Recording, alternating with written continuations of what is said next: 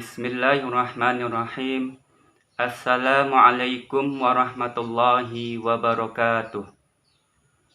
Innal hamdalillah nahmaduhu wa nasta'inuhu wa nastaghfiruh wa na'udzu billahi min syururi anfusina wa min sayyiati a'malina.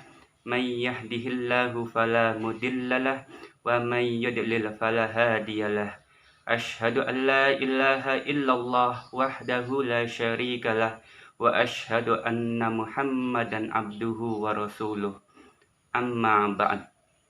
Ayah bunda dan anak-anak sekalian yang dirahmati oleh Allah Subhanahu wa taala, pertama-tama marilah kita panjatkan puji syukur kehadirat Allah Subhanahu wa taala yang telah melimpahkan rahmat dan hidayahnya pada kita semua, sehingga kita masih bisa melaksanakan ibadah-ibadah pada bulan suci Ramadan tahun ini. Ini adalah suatu kenikmatan dari Allah Subhanahu wa taala. Salawat serta salam marilah kita junjungkan kepada Nabi besar kita Muhammad sallallahu alaihi wasallam. Ayah bunda dan anak-anak sekalian yang dirahmati oleh Allah, lain di mulut, lain di hati. Itulah peribahasa yang cocok dengan apa yang akan Bapak sampaikan kali ini. Karena pada kesempatan kali ini Bapak akan menyampaikan tentang ciri-ciri orang munafik. Munafik adalah salah satu sifat tercela yang sangat dibenci di dalam Islam. Karena orang munafik tak ubahnya seperti musuh dalam selimut. Kenapa? Karena orang munafik itu menampakkan imannya hanya di luarnya saja, akan tetapi sebenarnya ingkar di dalamnya. Sebagaimana sabda Rasulullah sallallahu alaihi wasallam tentang ciri-ciri orang munafik. An Abi Hurairah radhiyallahu anin Nabi sallallahu alaihi wasallam qala ayatul munafiki salasun. Iza hadasa kazaba wa iza wa'ada ahlafa wa iza tumina khona.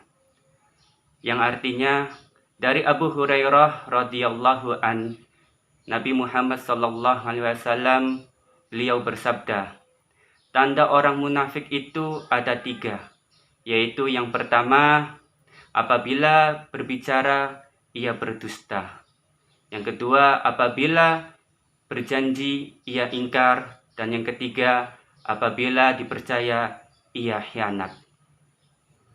Ayah bunda dan anak-anak sekalian yang dirahmati oleh Allah Subhanahu wa taala, dari hadis tersebut ada 3 ciri orang munafik. Yang pertama adalah apabila berbicara ia berdusta. Orang munafik selalu berkata bohong. Dia selalu memberi keterangan yang tidak sesuai dengan kenyataannya.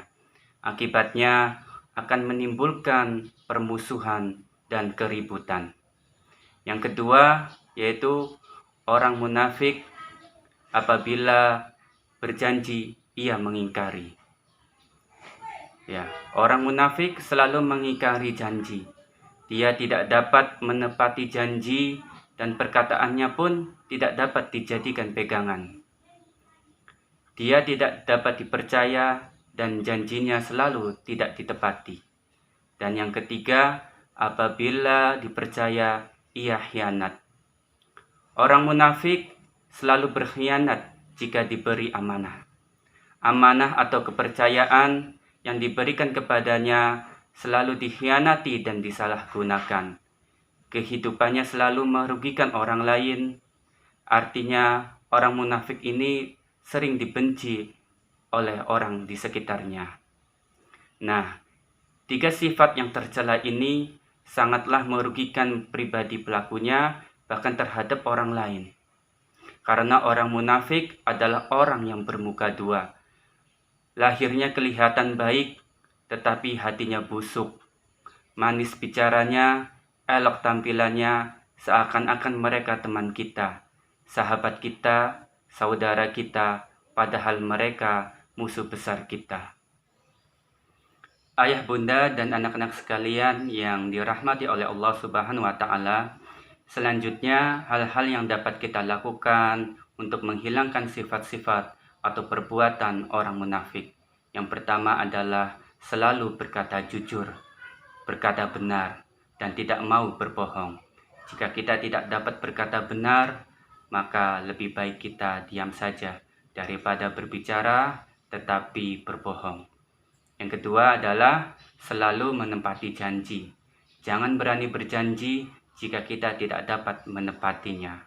Yang ketiga, selalu menjaga amanah dan selalu menunaikan amanah sebagaimana mestinya. Hendaklah kita takut kepada Allah Subhanahu wa taala jika amanah yang diberikan kepada kita tidak dijaga dengan sebaik-baiknya. Dan hendaklah juga kita bertanggung jawab atas amanah yang diberikan kepada kita, apapun jenisnya.